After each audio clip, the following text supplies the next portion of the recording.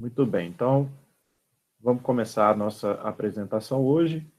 Lembrando que eu vou copiar aqui no chat, nós estamos solicitando a todos que respondam um questionário de qualidade desse curso que nós oferecemos. Tem algumas questões, tem campos abertos também para que vocês possam responder. A Isabel já está com a câmera pronta, eu vou desabilitar a minha. Já estamos gravando, então, mais uma vez, gostaria de lembrá-los que o curso é gravado e colocado lá no nosso canal do YouTube. Se você não está muito à vontade com a gravação do curso, peço que duas coisas. Primeiro, que desabilite seu microfone e sua câmera, ou, se mesmo assim você não ficar confortável, solicito que você aguarde, que saia da sala e aguarde o curso lá no YouTube, tá certo?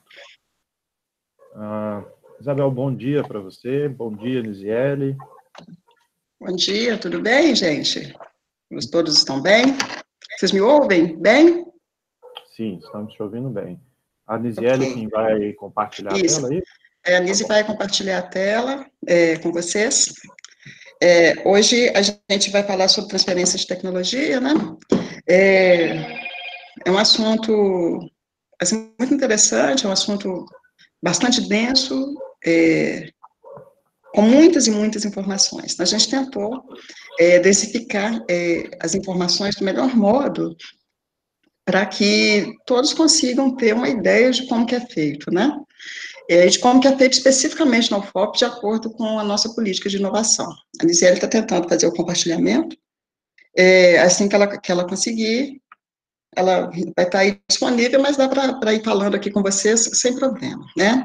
A gente já conversou bastante nesses 3 módulos anteriores, né, a respeito do que é tecnologia, do que é propriedade intelectual, do que é conhecimento, né, de uma forma geral. Como que esse conhecimento se dá, qual que é o papel da universidade nessa questão. O Núcleo de Inovação Tecnológica da UFOP foi criado há muitos anos atrás, lá em 2001, inicialmente com o objetivo de proteger, né? Antigamente a gente tinha o objetivo de proteger as tecnologias, as pesquisas, né, que eram desenvolvidas na universidade.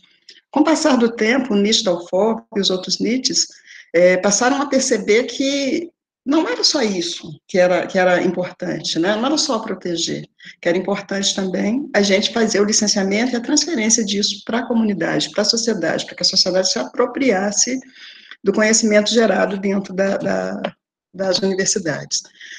Acho que todo mundo sabe que as empresas no Brasil, de uma forma geral, pelo menos a maioria, não dispõem de equipes de P&D, né, de pesquisa e desenvolvimento. Por isso, as parcerias com as universidades são tão fortes, tão profícuas, né, no Brasil. De uma forma geral, as empresas buscam o conhecimento instalado dentro da universidade para poder resolver os seus problemas técnicos. Isso é antigo, é feito há muitos anos. E há muitos anos, a gente tem a lei que regula a questão das fundações de apoio, porque as fundações de apoio têm uma participação muito importante no que se refere a isso. Então, a transferência de tecnologia, a gente tem que pensar nesses conceitos, a universidade, né, nesses entes, né, a universidade, as empresas, os órgãos, né, de uma forma geral, interessados nas tecnologias, e as fundações de apoio, que são muito importantes no que se refere à transferência de tecnologia, licenciamento, cessão de direitos, que é o que a gente vai falar hoje. Para que a gente consiga começar a tocar nesse assunto, é importante a gente ter conhecimento do que é tecnologia. Eu peguei esse conceito aí do que é tecnologia no dicionário, né, no dicionário do Aurélio, que é um conjunto de conhecimentos, especialmente princípios científicos, que se aplicam a um determinado ramo de atividade. Aí a gente pode dizer que a totalidade de conhecimentos utilizados para a produção, o comércio de bens, de produtos, né, de serviços. Então, pode se referir a fundo a produtos, serviços, processos, e para ser considerada tecnologia tem que estar especificada, tem que ter o caminho direitinho de como aquele produto, de como aquele processo funciona dentro da indústria. Essa tecnologia, para ser licenciada, para ser transferida, não precisa necessariamente estar protegida. pode ser um conhecimento não protegível, pode ser protegido através de segredos de negócio, conforme a gente falou nas apresentações anteriores. Dentro da UFOP, a gente já tem experiências, tanto de licenciamento de tecnologias protegidas, quanto de transferência de know-how, né, do conhecimento instalado dentro da universidade. A universidade tem muitas prestações de serviço que ela faz com as diversas empresas interessadas no nosso know-how, no nosso conhecimento instalado, no nosso capital intelectual, e a gente tem já os licenciamentos mesmo de patentes, né, de pedidos de patente depositados na universidade. A Anísia vai passar o próximo slide, e a gente vai continuar falando a respeito da questão da tecnologia. Qual que é a tecnologia que vai interessar para uma empresa, que o setor produtivo vai ficar interessado? Se for algo muito comum, que todo mundo conhece, que já foi publicado para todo lado, que você já passou a técnica para todo mundo, provavelmente esse conhecimento vai ser importante, sempre vai ser importante, qualquer conhecimento é importante, mas ele vai ter um menor valor econômico. Para ele ter valor econômico, tem que guardar o sigilo, né, do conhecimento. Você tem que disponibilizar do menor modo possível aquele conhecimento. A única informação que vai continuar tendo valor econômico, do mesmo modo, se você divulgar, vai ser a tecnologia protegida por patente. Que, como a gente falou nos módulos anteriores, para que você proteja qualquer conhecimento via patente, você precisa contar todos os seus segredos, né, no relatório descritivo, conforme a gente falou semana passada. Então, o conhecimento via patente, sim, ele vai ser contado para todo mundo, mas existe sempre o know-how e o conhecimento instalado do pesquisador, né, do pesquisador que desenvolveu. Então, de toda forma, é valorizado o capital intelectual, nesses casos também. No caso de know-how, quando você tem um conhecimento instalado, quando só você sabe determinada técnica, ou você ou sua equipe sabem determinada técnica, você vai fazer o licenciamento do know-how, do conhecimento instalado. Porque eu estive pensando, você imagina, a gente tem determinadas coisas que a gente usa no dia a dia da gente, são conhecimentos aparentemente simples, mas que nós, de uma forma geral, não detemos. Quando quebra uma torneira na sua casa, muitas pessoas não conseguem trocar aquela torneira, porque precisa de uma técnica específica para trocar. A pessoa precisa conhecer qual a peça que precisa, como que aperta aquela peça. Isso é um conhecimento, que no caso, o detentor desse conhecimento vai aplicar, né? A mesma coisa, eu estive pensando, quando acontece com o pedreiro, por exemplo, que ele sabe perfeitamente como que ele mistura a massa, né, com a quantidade de água, a quantidade de cimento, a quantidade de brita, para poder fazer um concreto, para poder fazer um piso, por exemplo. E nós não reconhecemos isso. Isso pode ser ampliado para um conhecimento dentro da universidade, dentro dos nossos laboratórios, que é o know-how. Nós temos muitas prestações de serviço, muita transferência de know-how, principalmente na Escola de Minas da UFOP. E essas prestações de serviços são feitas, assim, ao longo de muitos e muitos anos, né, lá. Então, tem diversos pesquisadores que auxiliam as diversas empresas na abertura de mina, no fechamento de mina, na caracterização de minérios. Então, isso é um conhecimento que é transferido via contrato de prestação de serviço, ou contrato de fornecimento de tecnologia, ou contrato um simples contrato de prestação de serviço, que acontece, entendeu? Então, o objetivo da gente deter essa tecnologia, da gente passar essa tecnologia para a empresa, para o interessado de uma forma geral, é que esse interessado tenha uma vantagem econômica com isso. Quando a universidade presta um serviço para a Vale, por exemplo, na hora de abrir uma mina, ou de caracterizar um minério, ou de ajudar nos processos internos da empresa, a universidade está contribuindo para o desenvolvimento econômico, porque a empresa não vai nos contratar se não for interessante para ela, certo? É só se melhorar os sistemas dela, os processos dela, que ela vai ter interesse na contratação. Né?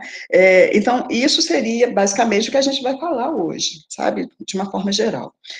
Na próxima tela, a gente vai falar sobre a questão da proteção do conhecimento. Como a gente disse, né, anteriormente, para que aquele conhecimento tenha um valor econômico agregado, menor quantidade de gente possível vai ter conhecimento sobre aquilo. Como eu disse antes, a exceção a isso é a tecnologia protegida, via INPI, né, Instituto Nacional de Propriedade Industrial, que aí você tem que contar tudo, conforme eu disse. E conforme a gente já falou no módulo anterior, né, a atribuição desse direito de propriedade intelectual impõe que a pessoa tenha o monopólio de utilização, né? A pessoa vai ser titular e, com isso, a pessoa vai poder licenciar o conhecimento para alguém que esteja interessado, ou utilizar pessoalmente. Na próxima tela, a gente vai ver que qualquer conhecimento, seja ele protegido ou não, ele vai circular através de contrato. Qualquer tipo de conhecimento, seja protegido ou não, seja uma marca, seja uma patente, seja um desenho industrial, seja um direito autoral, vai ter que ter um contrato regulando a circulação dessa tecnologia. Para isso, então, a gente tem dois tipos de contrato que a gente tem que pensar nesse caso. É o contrato de criação e desenvolvimento de tecnologia ou conhecimento, e o contrato de circulação da tecnologia. Aí, na próxima tela, a gente vai começar a especificar para vocês quais são os tipos de contrato que vão gerir cada uma dessas situações. Quando a gente trata de contrato de criação e desenvolvimento de tecnologia, hoje em dia, a gente fala principalmente dos termos de parceria. Esses termos de parceria são regulados pela Lei de Inovação, pelo Marco Legal de Ciência e Tecnologia, que desde 2004 busca regular essa questão de como que o conhecimento vai ser desenvolvido dentro da universidade de forma fluida junto com as empresas. A gente tem uma questão muito séria, né, no que se relaciona, e tivemos questões muito sérias no passado, no que se relaciona a essas questões de termos de parceria, contratos de uma forma geral para pesquisa e desenvolvimento, porque o timing da empresa, muitas vezes, é diferente do timing da universidade. A universidade tem que obedecer a regras burocráticas, que a burocracia, ela não pode ser excessiva, mas ela é necessária, né, para a proteção do próprio servidor, e porque nós estamos lidando com dinheiro público, né, com bens públicos, de uma forma geral. Então, tempos atrás, a gente tinha muito problema com relação aos contratos, de uma forma geral, contratos não só de criação de tecnologia, como também de licenciamento por causa da lei que a gente era obrigado a utilizar, que era a lei de inovação. Com o Marco Legal de Ciência e Tecnologia, isso foi muito facilitado, porque a lei trouxe facilidades e colocou a lei de licitações, que é uma lei bastante complexa, bastante difícil de ser obedecida, de acordo com o time da empresa. Então, a gente tem usado a lei de inovação de forma mais específica e a lei de licitações subsidiariamente a esses termos de parceria para o desenvolvimento de tecnologia, para a criação de tecnologia. Então, os termos de parceria, de uma forma geral, que a gente tem celebrado, que recebe outros nomes, né? Acordo de parceria, acordo para pesquisa, né? Mas, no final das contas, são termos de parceria que a gente celebra, pode celebrar com uma instituição pública, pode celebrar com uma instituição privada, pode celebrar com um ente internacional, para desenvolver tecnologia, para desenvolver produto, serviço ou processo. Quando a gente fala em contrato de termos de parceria, parece que não tem nenhum direito de propriedade intelectual envolvido, mas tem.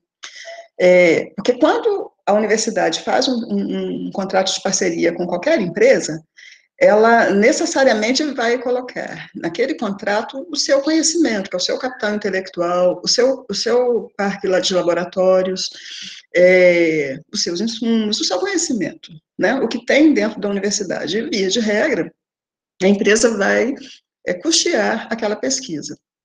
E quando você faz um contrato de criação de tecnologia, você já pode, inclusive, utilizar um pedido de patente que você licenciou. Você pode licenciar o pedido de patente e, ao mesmo tempo, fazer um contrato de pesquisa e desenvolvimento para terminar o desenvolvimento daquela tecnologia, entende? Então, as coisas estão interligadas, nada é isolado, tá? Aí, lá no próximo slide, que a Lisiele vai passar, como eu disse, envolve sempre o que a instituição tem, né, que são baseados em projetos de pesquisa e desenvolvimento. Quando esses contratos começam no NIT, né, e o NIT é procurado inicialmente, a gente ajuda o pesquisador a negociar, a formatar o plano de trabalho dele de acordo com a lei de inovação, enfim, a gente tenta auxiliar o pesquisador nisso. Então, tanto a empresa quanto a universidade vão unir os seus esforços para desenvolver uma tecnologia, né, através do nosso capital intelectual, que a UFOP tem, do nosso conhecimento, daquilo que a gente tem em termos de laboratório, de infraestrutura, e a empresa vai pagar. Hoje, a UFOP, como eu disse antes, né, em alguns exemplos que eu dei, a UFOP tem diversos projetos de pesquisa e desenvolvimento com diversas empresas dentro da sua área de competência. E nós temos sentido lá no NIT que isso tem aumentado bastante nos últimos anos. Primeiro que a gente precisa realmente buscar as empresas, porque nós precisamos de dinheiro para desenvolver pesquisas e para continuar formando pessoas, né, principalmente em nível de pós-graduação.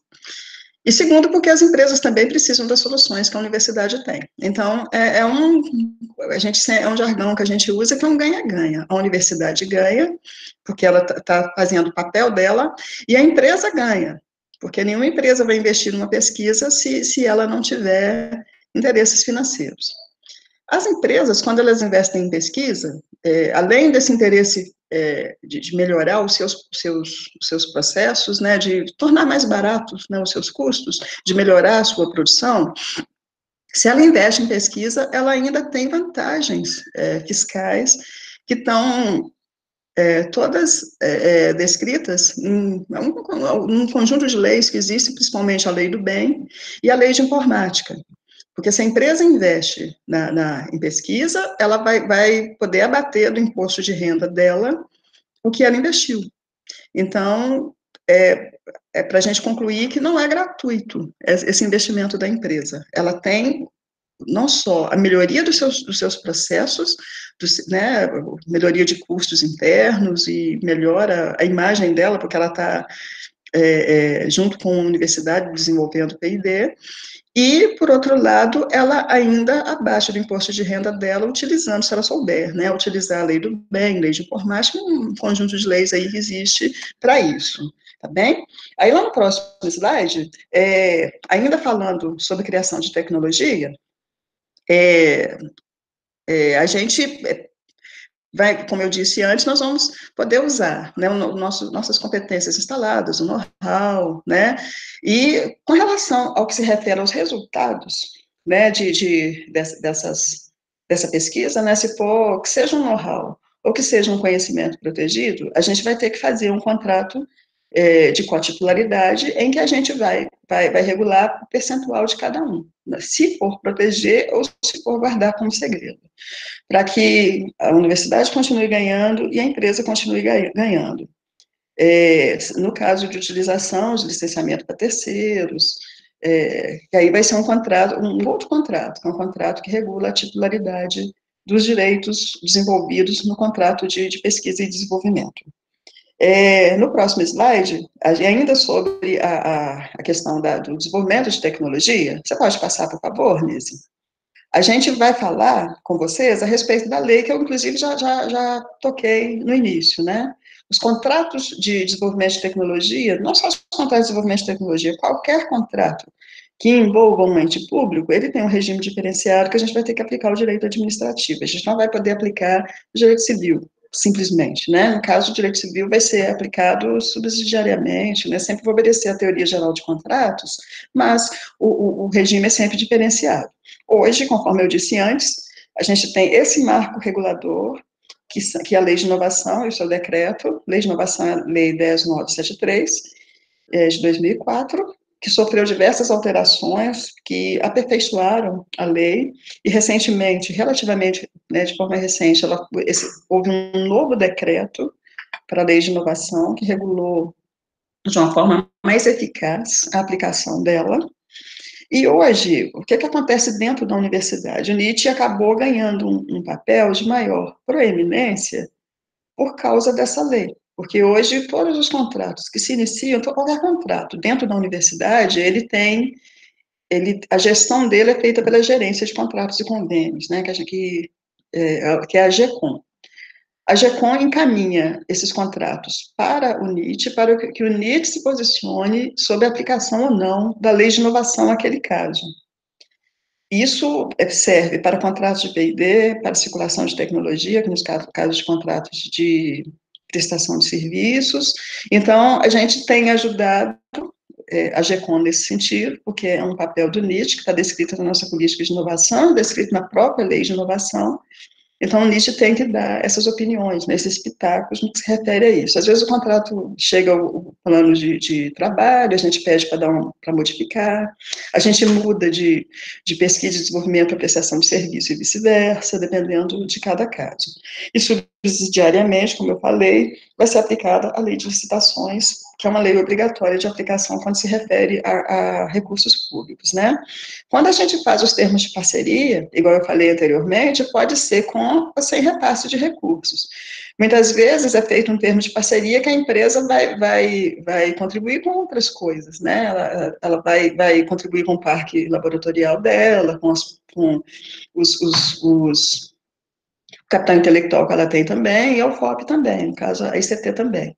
Mas quase sempre a empresa aporta recursos financeiros e a universidade vai aportar o seu capital intelectual, né, e todo o conhecimento instalado, além da estrutura laboratorial que a universidade tem. Qualquer contrato tem que obedecer a regras internas, né, que a universidade tem que receber parte desses recursos para cobrir o custo da universidade. A universidade paga luz, a universidade paga insumos. Então, assim, num contrato de R$1 milhão, por exemplo, né, um percentual desses recursos retorna para a universidade para fazer frente a esses gastos. Está nessa lei de inovação também que parte desses recursos devem voltar para o NIT e para a PROP, para que seja aplicado em novas pesquisas.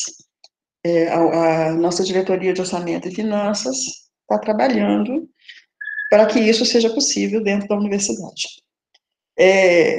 No próximo slide, eu queria falar um pouco com vocês a respeito do de quais são os objetivos dessa lei de inovação, que eu estou falando dela aqui para vocês. É muito interessante a gente ver que o objetivo dessa lei foi de realmente constituir um ambiente propício às parcerias, né, estratégicas entre universidades, institutos tecnológicos e empresas. Porque, igual eu disse para vocês, isso sempre aconteceu, né? Sempre houve parcerias com empresas. Desde que a universidade sempre tem parceria, né? A Escola de Minas da UFOP, por causa das características dela, né, e da proximidade com o setor minerário, e da característica da nossa própria cidade, né, da própria exploração mineral na cidade, sempre manteve contratos com a Vale, com a Samarco, e com outras empresas do setor minerário, por causa da característica do perfil da Escola de Minas. Eu falo da Escola de Minas porque é a empresa é a unidade da universidade que há mais tempo faz esse tipo de coisa, né? Assim, desde sempre. A gente sabe que mais recentemente, principalmente na área da computação, na área de biotech, essas parcerias têm aumentado bastante e a gente tem tido uma diversidade de empresas que têm feito parcerias conosco por causa desses departamentos mais novos, né, dentro da universidade, porque a Escola de Minas é muito antiga, né, muito mais antiga que as demais. Mas, assim, recentemente, a gente tem sido procurado por outras empresas de outras áreas do conhecimento, para poder utilizar o conhecimento instalado na universidade. Eu acho que, quando a lei de inovação foi pensada, e foi pensada para trazer desenvolvimento tecnológico para o país, né? A gente não pode continuar a depender apenas de importações de tecnologia. A gente tem que caminhar, já passou da hora, né, da gente caminhar para nós construirmos os nossos próprios respiradores, né, para que a gente não dependa exclusivamente do comércio exterior, para a gente crescer, né, e existe esse incentivo à inovação na empresa, porque se a empresa inova, ela vai crescer, ela vai gerar novos empregos e melhor qualidade de vida para as pessoas, e esse é o objetivo né, da criação e do desenvolvimento tecnológico, né. No passado, a gente, com certeza, muitas tecnologias importantes foram, não perdidas, mas, às vezes, estão engavetadas porque não existia uma lei, não existia, às vezes, um setor que congregasse essa possibilidade de licenciamento, de transferência. Então, eu acho que a lei de inovação que veio lá em 2004, ela veio para, realmente, para fazer essa mudança para a sociedade e abrir a cabeça das pessoas, né, para isso. Lá no próximo slide, a gente vai começar a falar com você sobre circulação de tecnologia, porque você criou, então a tecnologia precisa circular, precisa transferir para a sociedade de uma forma ou de outra. Então, as cláusulas de um contrato de licenciamento ou de transferência, ela pode delimitar o escopo do geográfico da tecnologia. Então, você pode licenciar, você tem uma patente, um pedido de patente depositado, e você pode licenciar para ser utilizado só no estado de Minas Gerais. Você não quer que seja utilizado, por exemplo, em São Paulo. A empresa tem diversas filiais, mas você quer que seja só ali, porque é interesse da empresa, interesse da universidade. Então, você pode ter esse escopo. Da clientela também, e você pode delimitar o escopo de aplicação. Você pode ter uma tecnologia bastante ampla, que tende, por exemplo, você pode ter um determinado medicamento que tem diversas aplicações, né? Vou dar um exemplo maluco aqui, porque eu não sou da área, mas suponha que seja um remédio que cure que trate, né, hipertensão e que trate insuficiência renal. Você pode licenciar para uma determinada empresa da indústria farmacêutica que trate só de hipertensão e guardar para você a questão da insuficiência renal. E todos os contratos são sujeitos à verbação do INPI por questões fiscais e econômicas mesmo, tá? E quando a gente faz o licenciamento na nossa universidade, a gente deixa para a empresa a função de fazer essa averbação, tá? Porque tem um custo, como é o interesse da empresa, a empresa faz a averbação, no nosso caso. No próximo slide, a gente vai dizer para vocês a respeito de tecnologias protegidas, né? Se o sujeito, a empresa, é detentora do direito de propriedade intelectual, ela tem duas opções. Ela pode explorar por si mesma, lançar o produto no mercado, o produto está pronto, então a empresa lança no mercado, ela mesma explora, ela mesma recebe, ela mesma vai fazendo marketing, né, em cima daquele produto. Ou, se ela não tem interesse, como quase sempre é o caso da universidade, ela vai se licenciar ou ceder. No caso da universidade hoje, por causa da lei de inovação, da qual eu falei com vocês anteriormente, é possível que a universidade seja sócia de uma empresa para poder fazer atuação direta e explorar diretamente uma tecnologia. Isso é possível de fazer. A gente não tem, na UFOP, eu não tenho conhecimento de uma universidade que já seja sócia de alguma empresa. Eu acho que a UFMG já tem alguma coisa nesse sentido, mas não é muito comum ainda. Quase sempre a gente opta por licenciar a tecnologia. O licenciamento da tecnologia é como se fosse um aluguel. Eu vou alugar a minha tecnologia para você explorar durante um certo tempo, e esse tempo tem que ser delimitado ao prazo da tecnologia protegida, né? Se a patente se ela tem vigência ainda por 10 anos, vai ter que ser limitado a 10 anos. Então, vai ser no máximo 20 anos, né? Porque a patente é no máximo 20 anos. Ou você vai ceder a tecnologia, que são casos mais raros. A cessão da tecnologia pressupõe a mudança de titularidade.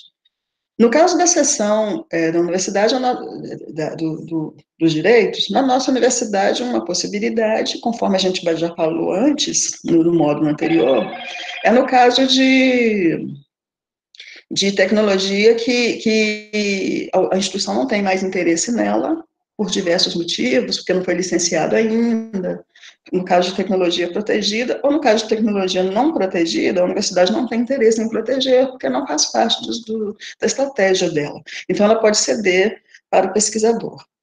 Porque a patente é direito público. Então, qualquer pedido de patente é um direito público, é bem público, né? Então, a cessão dela envolve uma autorização da administração superior. Então, não é simples assim você ceder uma patente que pode ser licenciada, entende? Então, se ela tem valor econômico para a universidade, o ideal é que a universidade licencie e não ceda. A cessão vai ser, no nosso caso, é exceção. Na nossa política de inovação atual, é exceção.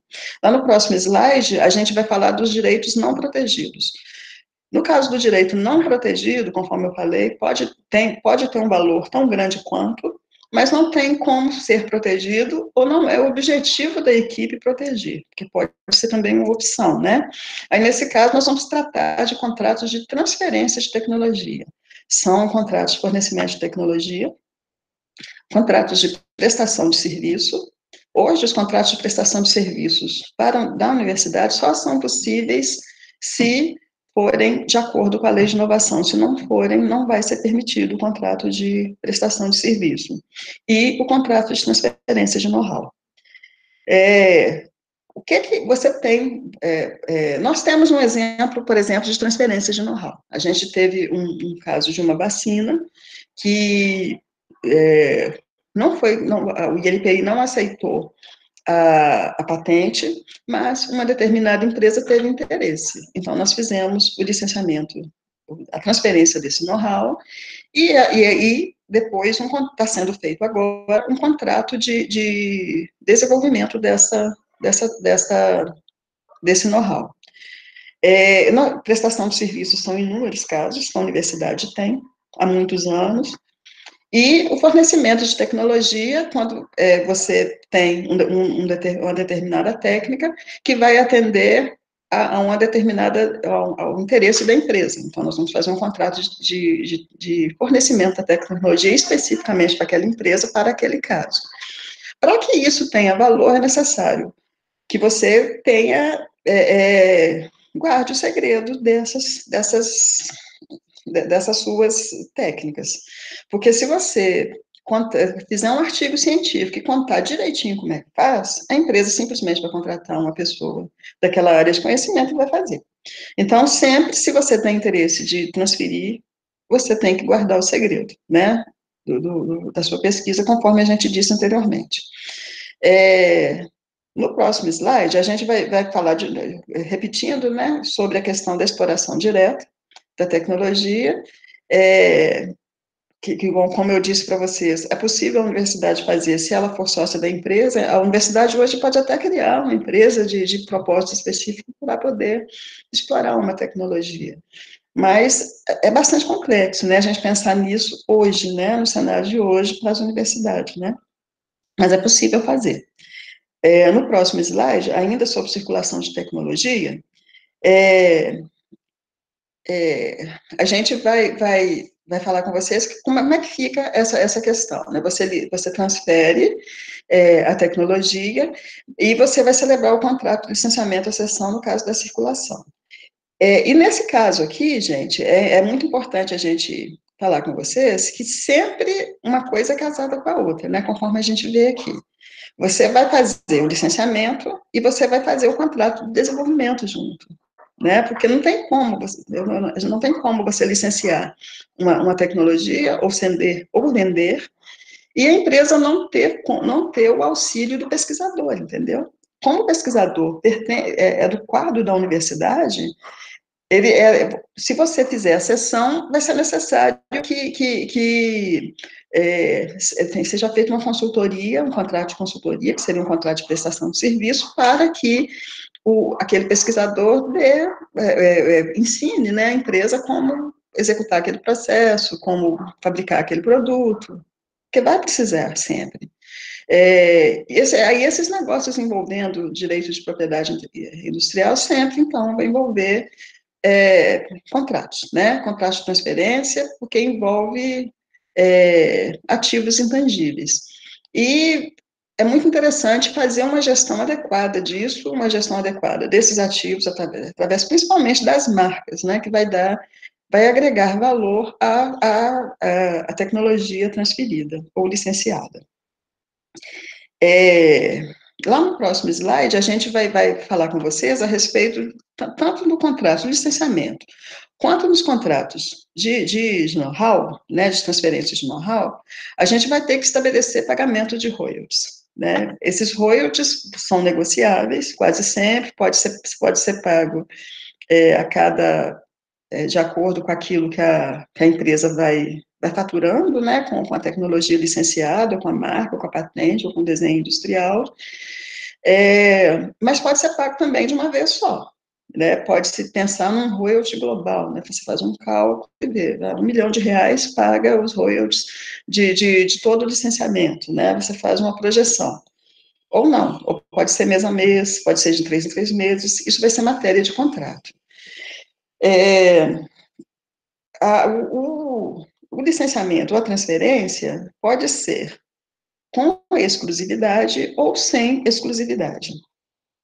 Quando você faz o licenciamento com exclusividade, você precisa fazer uma oferta pública. Essa oferta pública hoje pode ser feita no site da universidade, no site do NIT, e uma coisa que a gente já faz, porque as tecnologias que a gente protege, a gente já coloca através de pitch, né, dentro do nosso site. Então, já tem a oferta pública das nossas tecnologias. Se você quiser publicar em jornais também de grande circulação, né, se você quiser colocar em murais, tudo é possível fazer, para você poder divulgar. E pode ser feita sem exclusividade. Aí você não precisa divulgar, você faz a contratação direta com a empresa interessada, e, enfim, licencia, e você pode licenciar aquela mesma tecnologia para outras empresas interessadas, outros entes interessados. Na universidade é possível a gente fazer o licenciamento para a empresa de pesquisador sócio. Se suponha que o seu grupo de pesquisa tem um pedido de patente, uma tecnologia interessante, e você quer explorar, criar uma empresa e explorar. Como esse pedido de patente, né, pertence à universidade, a universidade vai fazer o licenciamento para a empresa incubada, ou o grupo de pesquisa, ou a empresa de pesquisador sócio, de uma forma geral. Ela não precisa estar necessariamente incubada, né? E aí, no caso, vai ter que ser feito apenas mediante oferta pública, independente de ser com ou sem exclusividade. Nesse caso específico, né? Quando a gente faz o licenciamento da tecnologia, a gente já falou anteriormente, mas é interessante repetir, a universidade recebe os seus royalties e ela partilha esses royalties com os pesquisadores envolvidos na pesquisa. Então, 1/3 de qualquer ganho econômico volta para os pesquisadores. No caso de licenciamento da empresa de pesquisador sócio, isso não ocorre porque ele mesmo vai explorar a tecnologia, né? Então, ele vai pagar a universidade, não tem sentido a universidade devolver o dinheiro para ele, né? A menos que um dos sócios não faça parte da empresa. Se um dos sócios não fizer parte da empresa, aí sim a universidade paga 1/3 para ele, mas se não, não tem a devolução desse valor, tá bem? No próximo slide, ainda sobre os contratos, né, de licenciamento, prestação de serviço, eu queria falar mais especificamente do que é um contrato de fornecimento de tecnologia, que pode envolver, inclusive, um know-how, pode envolver um software, né? Quando você for fazer o contrato de fornecimento de tecnologia através de um software, você vai ter que abrir o código-fonte para o interessado, né, conforme a lei que regula o software, né? E os contratos de prestação de serviço, hoje, conforme eu falei com vocês anteriormente, é um contrato que só pode ser feito se for um serviço técnico especializado. Então, a gente pode pensar disso de forma bastante genérica, né? Você pode restringir essa questão da prestação de serviço técnico especializado. Se você for pensar genericamente o que é uma prestação de serviço técnico especializado, uma análise de água pode ser considerado um serviço técnico especializado, porque provavelmente a universidade tenha equipamentos e pessoas, né, que tenham uma capacidade muito específica para poder fazer análise de água para o hospital X, entende? Então, é possível fazer isso. E é possível fazer um contrato de prestação de serviço de uma área completamente diferente. Na escola de medicina é possível fazer um contrato de prestação de serviço técnico especializado agora, na época do Covid, que os nossos professores lá da escola de medicina podem prestar serviço para a prefeitura, para as prefeituras de uma forma geral, e assim, ajudar, né, como realizar os processos de cura, de tratamento, de controle. Hoje, por exemplo, o NUPEB pode fazer os testes do COVID e pode ser feito um contrato de prestação de serviço para que o NUPEB passe esses testes para as empresas da região, né, para as comunidades da região. Tá? Então, são contratos de prestação de serviços técnicos especializados, assim, recentes, né, para você poder conseguir entender como que isso pode acontecer especificamente. E não tem dúvida que, no caso do contrato, de um contrato de prestação de serviço técnico especializado de tratamento de água, vai melhorar a qualidade de vida. Porque se a água do hospital X tem uma qualidade boa, vai ser bom para os pacientes, né? Vai curar as doenças mais rápido.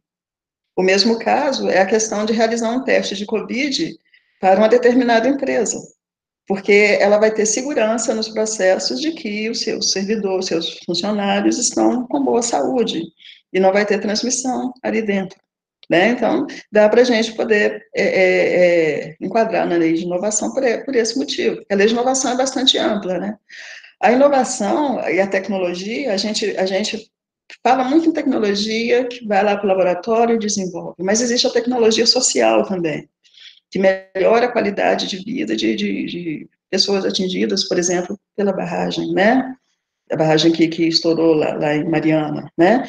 E essas tecnologias sociais é que vão melhorar a qualidade de vida dessas pessoas e repô-las economicamente, né? Proporcionar o desenvolvimento econômico daquela região. Bem? Por favor, Lídia, o próximo slide. A gente gostaria de falar especificamente a respeito dessa questão do fornecimento das coisas, do know-how, que é algo que a gente tem tentado implementar de uma forma mais efetiva dentro da universidade, né? Que é necessário manter o segredo, não é uma propriedade. E aí você vai fazer um contrato específico de termo de sigilo com a equipe, né? E com a empresa para quem você transferiu esse know-how. E conforme eu falei antes, o contrato de prestação de serviço especializado busca soluções técnicas específicas, né, para a empresa. Então, pode ser considerado de forma genérica, sim. Qualquer contrato, no próximo slide a gente vai ver, pode ser oneroso ou não oneroso. Inclusive, o contrato de licenciamento também pode ser não oneroso, a depender da situação. É possível a gente pensar num contrato não oneroso na época do Covid, por exemplo. Suponha que a universidade consiga uma doação de insumos para realizar os testes.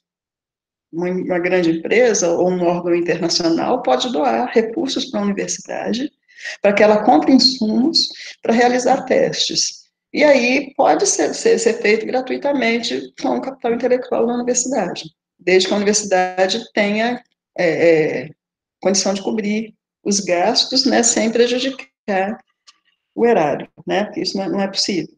E quando a gente faz, especificamente, o contrato de cessão de direitos de propriedade intelectual, né, conforme eu disse para vocês, no caso da política de abandono, ou quando a universidade não tem interesse estratégico naquele tipo de proteção, ela pode fazer a cessão.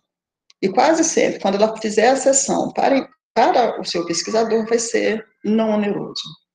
Mas pode existir alguma hipótese de que a universidade tem uma determinada tecnologia e que, por exemplo, a Fiocruz, né, tem interesse naquela tecnologia e para poder salvar vidas de pessoas, então pode ser não oneroso também. Pode ser feito um contrato não oneroso. E essa cessão pode ser onerosa também, a depender da situação. Né? Isso tudo é caso a caso. Os contratos, eles têm determinadas cláusulas que são obrigatórias, mas tem diversas cláusulas que são negociáveis. E você vai pensar se vai ser oneroso, se não vai ser oneroso, se vai ser exclusivo ou não exclusivo, caso a caso. Não tem como ter um modelo definitivo desses contratos. E aí, no próximo slide, a gente vai bater novamente na questão da confidencialidade, que é algo muito importante, que precisa ser feito dentro da universidade. Todos os laboratórios precisam pensar nessa questão do termo de sigilo, porque é fundamental. Se você não tiver o sigilo das informações, você não vai proteger, e se o conhecimento não for protegido, você não vai conseguir licenciar, você não vai conseguir transferir.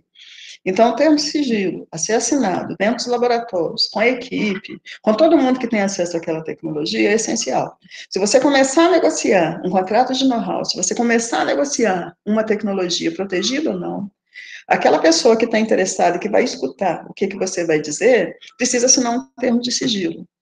E você tem que ter muito cuidado também com aquilo que você conta, porque a empresa vem interessada, então você tem que saber contar, você tem que deixar de contar, você faz um bolo, então até aquela pitada de sal que a vovó não conta que coloca lá no bolo, né? Então, essa pitada de sal você não pode contar, porque senão você conta o segredo todo, se a pessoa for uma técnica no assunto, se ela entender do assunto, ela vai para o laboratório e ela reproduz. Então, tem que ter muito cuidado naquilo que conta, e sempre colocar aquela questão dos termos de sigilo, de confidencialidade, que devem ser assinados dentro dos laboratórios e para todo mundo, para quem você divulga no caso da negociação. Porque nós temos esse problema, né? Você tem que tomar as precauções para que aquilo não vaze, porque a responsabilidade é do pesquisador, né? Ele que está dentro do laboratório. Tomar cuidado com aquilo que publica também, né? Porque mesmo no encontro de saberes, a gente sabe que é fundamental publicar, eu sei que é um dilema, pesquisador, mas é interessante ter essa ideia de como publicar o conhecimento, né? Era isso que eu tinha para passar para vocês, assim, concluindo, né, lá no próximo slide, né, que está lá escrito conclusão, e a gente quer colocar, assim, o nosso agradecimento pela oportunidade, né, de ter conseguido passar, esperamos ter conseguido passar essas informações para vocês. Eu acho que eu estourei o tempo, nem muito, em 15 minutos, mas porque eram muitas informações, eu espero ter assim, passado de uma forma que tenha dado para vocês compreenderem como é que a gente trabalha dentro da universidade. Obrigada. Ok, muito obrigado, Isabel, mais uma vez, pela forma clara de passar as informações, né?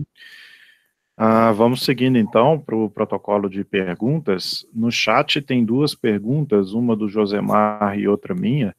Então, vou começar pela do Josemar, e aí, quem quiser, manda a pergunta, por favor, lá no chat, que a gente vai se organizando. Eu vou tentar fazer hoje de uma forma diferente. Eu vou ler a pergunta e a gente responde para tentar verificar se essa forma é uma forma mais eficiente da gente ter mais perguntas, tá certo?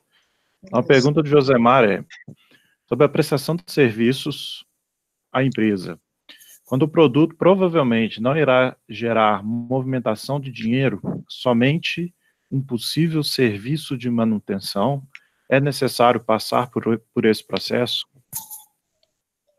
Se tratar de um know-how, Josemar, possível, é preciso sim, é necessário. Porque a empresa não vai procurar você, né, se o conhecimento é seu. Você tem um determinado conhecimento que você amealhou durante a sua carreira. E isso vai melhorar o processo da empresa. Então, é interessante você fazer, assim, um contrato de prestação de serviço. Né? A menos que a empresa contrate você como funcionário, né? Se você for funcionário, é diferente. Mas se você for um prestador de serviços, tem que assinar, assim, um contrato. Eu posso perguntar? É porque, assim, eu me interesso muito pelo tema, mas... Josemar, rapidamente, por favor, para a gente ter espaço para os demais, tá? Tá bom, pode deixar. Porque, assim, eu vejo como uma coisa muito particular, igual você falou, né? Cada caso é um caso. Sim. Então, assim, isso é uma realidade da empresa onde eu vou recolher porque normalmente o que acontece? Ela até tem alguns tipos de produtos, né, de propostas para poder melhorar, e na hora de implementar, muda tanto, mais tanto, e aquilo ali, assim, daqui a um mês já não funciona mais. Então, o produto em si, ele não vai, provavelmente, ele não pode gerar valor financeiro, não, mas o serviço depois disso vai. E como que fica a relação com a universidade, entendeu? Porque aí eu monto um produto agora, e daqui a 4 anos eles pedem para prestar um serviço, mas o produto foi feito na Mas universidade. prestação de serviço é assim mesmo, Josemar. Prestação de serviço é algo que a empresa está sempre precisando. Ela Aham. contrata o pesquisador para fazer um serviço hoje, chega, às vezes, daqui 6 meses ela vai precisar de novo, e de novo, é assim mesmo. Mas A aí, prestação é uma prestação de serviço para melhorando, entendeu? Por exemplo, é igual o exemplo que eu dei para você, que eu tentei dar a respeito do tratamento da água. Isso não vai ser feito de vez em quando, a cada 3, 4 anos, vai ser feito sempre. Provavelmente vai ser assinado um contrato para fazer tantos testes na água durante tanto tempo, entendeu? mas aí como é que a universidade? Minha dúvida é essa, porque daqui a 4 anos eles me chamam para poder prestar um serviço de manutenção daquele produto que foi feito na universidade. E a universidade nisso aí? Ah, tá. Depois que você sair da universidade, entendi. Se você não for mais aluno da universidade. Aí é um contrato seu, né? Você já saiu da universidade, aí já o conhecimento é seu, né? Você já não vai envolver a universidade. Prestar conta, não, eu tinha que fazer Não, passar algo na universidade do serviço do produto que saiu dela, entendeu? não, aí não. Porque isso nós estamos tratando de know-how, é conhecimento. Aham. Conhecimento não é uma tecnologia, um produto que a universidade protegeu. É um conhecimento seu. Se você for servidor da universidade, aí sim, você vai estar prestando o serviço através da universidade. Se você for um particular, aí você vai estar prestando serviço para uma empresa independente da universidade, entende? São questões Entendi. diferentes, tá bom? Muito obrigado. Ok. Antes da próxima pergunta, só gostaria de pedir a todos, relembrar quem ainda não fez, nós temos um questionário de qualidade, eu copiei o link aí no chat, responda ele, por favor, para que a gente possa entender qual foi a sensação de vocês e melhorar os próximos cursos, ok? Inclusive, a gente tem lá um campo para sugestões, ok? Isabel, vamos lá, a próxima pergunta é minha. A pergunta é a seguinte: eventualmente tem tecnologias que não cumprem o requisito de patenteabilidade. Você já passou na outra apresentação, né? Aí, a pergunta em si é: know-how, é esse o caminho para retribuir a universidade quando queremos explorar a tecnologia ou algum conhecimento? Isso, exatamente. Quando o conhecimento não é protegível, né, por causa dos diversos, né, dos requisitos lá de patenteabilidade do INPI, ou quando, às vezes tem os requisitos, mas a equipe resolve não proteger, o caminho é esse, fornecer tecnologia ou transferir know-how, ou fazer prestação de serviço. Vai depender muito de cada uma, né, do caso, vai depender do caso. Nesses casos, o pesquisador deve procurar o NIT ou a GECOM, né, para que a gente estabeleça qual que é o melhor contrato a ser celebrado naquele caso específico, entendeu? Mas, com certeza, o caminho é esse, a transferência. A transferência de tecnologia, seja através de fornecimentos, prestação de serviço ou de transferência de know-how. Ok, obrigado. Mais alguma pergunta? Eu acho que são essas duas. O pessoal que me ajuda sempre aí consegue ver se tem mais alguma que foi feita? Acho que não, né?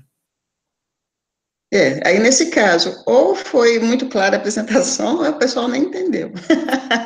Quando tem pouca pergunta, normalmente o que acontece é isso, né? Então, na verdade, eu queria fazer mais uma, já que não tem, Isabel. Tá bom. A minha outra pergunta ainda sobre essa questão da licença e a polêmica da licença com relação até à patenteabilidade. Vamos supor que eu descobri a fórmula da Coca-Cola E eu não quero fazer a patente porque eu não quero que essa fórmula se torne pública em algum momento da história. Eu quero deter para mim porque eu acredito na competitividade dessa fórmula da Coca-Cola. Transformando agora a fórmula da Coca-Cola para alguma coisa que foi descoberta dentro de algum dos nossos laboratórios da UFOP, de novo, é know-how, como que a gente procede nesse caso? Deixa eu ver se eu entendi. Você tem uma determinada fórmula, né, que já existe, e você fez um estudo em cima daquilo e evoluiu, não seria isso? Na verdade, eu usei a fórmula da Coca-Cola, mas vamos entender que eu acabei de inventá-la, ela não existia. Entendi. Uma parte você quer guardar, né, como sigilo, e aí você avançou. Eu inventei, e eu não quero patentear essa fórmula de jeito nenhum, porque se eu fizer a patente, eu vou ter que deixar a fórmula exposta. Isso. A grande questão eu não quero deixar a minha tecnologia exposta, eu quero ser um egoísta, entre aspas, no qual vai explorar, digamos assim, sozinho aquela invenção. Entendi. Nesse caso, você vai ter que guardar nem as 7.000 chaves, a sua fórmula, mas dentro de uma universidade, né? E você vai ter que assinar um contrato, um termo de sigilo com todo mundo que tem acesso a esse seu segredo. Isso a gente chama de segredo de negócio, né? É um know-how. E se depender de uma fórmula, essa fórmula vai ter que ser muito bem guardada. A gente teve um caso parecido, Saul, na universidade, não tem muito tempo, é o caso de de um produto que é utilizado na indústria da metalurgia. E parece que custa muito caro esse produto, sabe? Aí um técnico na universidade, ele conseguiu desenvolver um produto similar, sabe, que já foi testado por empresas da área, né, que se interessam, e que deu certo. Aí, para guardar o sigilo disso, parece que é algo muito tênue, muito simples. Então, a gente sugeriu dele fazer a proteção via patente. Apesar da gente ter, né, quase certeza que não é protegível, foi preferível fazer a proteção via patente, né, para ele ter um tempo de exploração e se consolidar, entendeu? Porque se você guardar segredo dentro de laboratórios de universidade é muito difícil, porque a gente sabe que os laboratórios, de uma forma geral, são multiusuários. E como é que você vai conseguir? Você orienta diversos alunos ao mesmo tempo, aí o aluno vai embora, leva aquela fórmula para outro lugar, né? É o mesmo caso, eu acredito que essa pergunta sua se enquadra muito a esse caso que eu estou dizendo. É muito difícil você manter esse tipo de sigilo, eu acredito, dentro de universidade.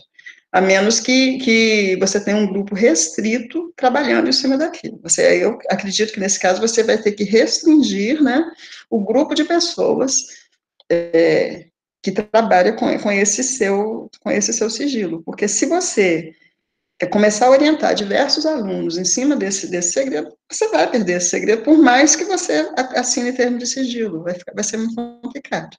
Eu não sei se eu consegui te responder. Ok, conseguiu sim. Chegou mais uma pergunta do senhor Ziviani, e eu gostaria, antes de passar a pergunta do senhor Ziviani, eu gostaria que todos, a gente vai experimentar uma coisa nova hoje, que todos se manifestassem aí como presente, alguma coisa assim no chat, para que a galera possa testar um sistema que eles estão construindo de presença. Ok? Então, durante a pergunta do Ziviani, todos os participantes, por favor, escreva no chat assim, presente. Ok? Então, vamos lá. Pergunta do senhor Ziviani. Gostaria de saber, no caso da parceria de duas empresas, como seria registrado esse know-how no contrato? São duas empresas que fizeram, então, pelo que eu entendi, que fizeram um desenvolvimento, né, uma pesquisa de desenvolvimento, duas empresas ou dois entes, né, que fizeram o desenvolvimento de uma pesquisa e chegou num resultado que não é protegível. Isso é um know-how. É porque, na verdade, tem empresas que, quando vão fazer parceria com a gente, eles pedem para a gente fazer um CNPJ como MEI. Aí a gente vai com uma outra empresa, né? Ah, entendi. Tá, entendi. Então, são duas empresas, né? Chegou no resultado, e esse resultado é um know-how, é um segredo. Se chegou nesse resultado, que é um segredo, você vai ter que assinar um contrato específico para resguardar esse segredo, entendeu? Se você, no final da pesquisa, chegou no know-how que vai ser regulado por segredo de negócio, você tem que assinar um contrato específico de segredo de negócio. Ah, entendi. Tá? Entre você, a sua empresa e a outra empresa que te contratou. Ah, é um contrato diferente do que já foi assinado pela prestação de serviço. Exatamente, é o segundo contrato.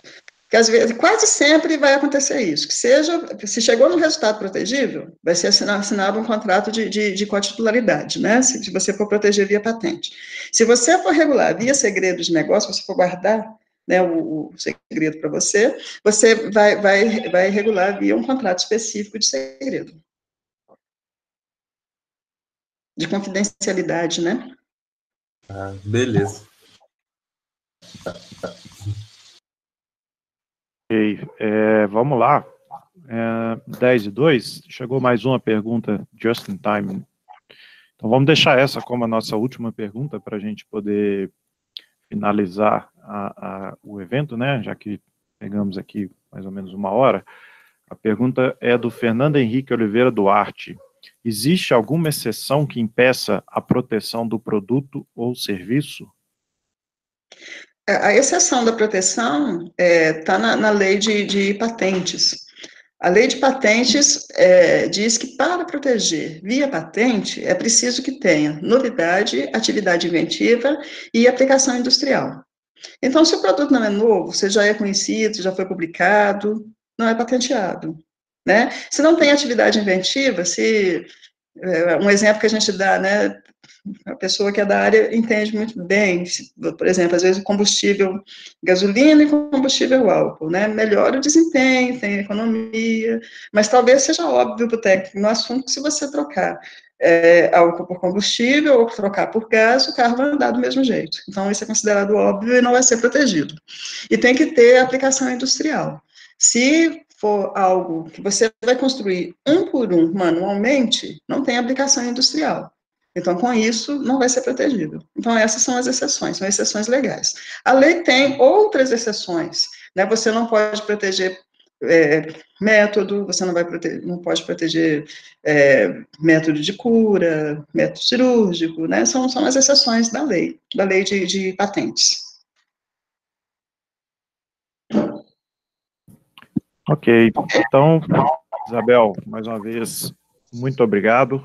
Vamos Tá, em nome do NIT, eu queria agradecer você, Saul, pela oportunidade. Nós estamos já pensando em outras atividades que a gente possa propor, né, para a gente poder disseminar o conhecimento sobre inovação, sobre propriedade intelectual. Aí, se for do interesse, né, da sua equipe, a gente pode continuar essa parceria. Foi muito bom para o NIT, um dos nossos objetivos institucionais é fazer essa divulgação. Eu acho que, proximamente, se for do interesse da sua equipe, a gente pode tratar da política de inovação da universidade, e tem outros temas que a gente está buscando aí parceiros para a gente poder propor a vocês outros módulos, tá bom? Dentro dessa área aí do conhecimento, tá bom? Muito obrigada, eu agradeço aqui em nome do NIT, tá bem? Isabel, nós que agradecemos a disponibilidade do NIT e, inclusive, com certeza queremos sim continuar com essa parceria, né? Foi o primeiro curso que nós fizemos e que, inclusive, ele extrapolou a comunidade da UFOP. Nós temos pessoas que estão assistindo de fora da UFOP, então, depois dessa situação, inclusive, né, o que a gente chama de Journal Club, que é essa organização toda, ele está até mudando um pouco o foco, ele está se transformando no evento que vai ter coisas muito específicas para a comunidade UFOP e até para a ciência da computação, que é onde nós estamos, né, o laboratório é dentro do departamento de computação, mas por que não também levar conhecimento, ciência e tecnologia para o público externo? Então, a gente vai continuar esse trabalho, né? Já começamos na semana passada um curso sobre o tema de educação, né, que ficou quente agora nessa pandemia, com as escolas paradas, escolas tentando dar aula virtual, algumas funcionam, outras não. Então, a gente já trabalhava com educação há um tempo e está mostrando um pouco das coisas e o que a gente enxerga como educação para a sociedade, né? Foi um curso que nós tivemos 316 pessoas inscritas, começamos a fazer até live no YouTube para ver se todo mundo podia assistir. E aí a gente vai continuar assim, né? Então, até para todos que estão aí nos ouvindo, então a gente vai ter eventos que são muito específicos, para áreas muito específicas, que dificilmente vai ser de um interesse mais amplo, mas a gente vai sim trabalhar com proposta de eventos para quem está fora da universidade, tá certo? E aí eu vou, obviamente, aceitar as sugestões da Isabel, vamos arrumar a agenda para poder fazer, e também, à medida que eu receber sugestões de curso lá nos formulários, né, que eu mandei para vocês aí, havendo demandas relacionadas ao NIT, eu vou conversar com a equipe do NIT para que possamos voltar a fazer esse trabalho. Uma coisa importante, gente, é a primeira vez que nós fazemos isso, né? Então a gente está aprendendo também. E aí,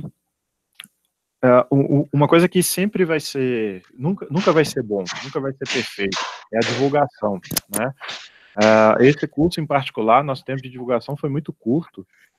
Nós fechamos meio que na segunda-feira para começar na sexta, então na correria a gente fez a divulgação, mesmo assim tivemos mais de 150 inscritos, e a gente já vai melhorar isso daí, tá? Nós vamos melhorar, eu acho que já melhorou um pouco, o de educação teve 316, né? E aí, o que eu vou sempre pedir a vocês é que, quais são os canais que nós vamos utilizar? Primeiro, vamos usar o site oficial da UFOP, lá no site tem um linkzinho chamado Eventos.